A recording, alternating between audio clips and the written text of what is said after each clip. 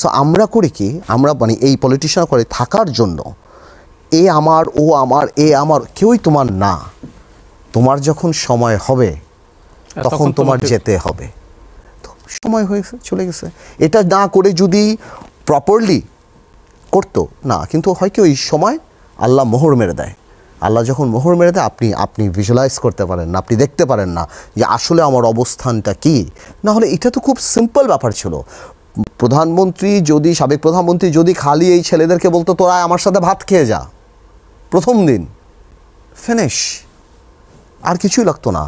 দাবি দাবা মানার পরই 6 জনকে উঠে নিয়ে যেতে হলো, আবার মারতে হলো, আবার ডিবি অফিসে দিতে হলো, আবার স্টেটমেন্ট দিতে হলো, আবার স্টেটমেন্ট দিতে হলো, বিপরীতে আবার ওনার বিপরীতে স্টেটমেন্ট দিতে হলো। এটা দরকারই ছিল না। তাই বললাম না যে এই ভিজিবল খপ্পরে পড়ে গেছে।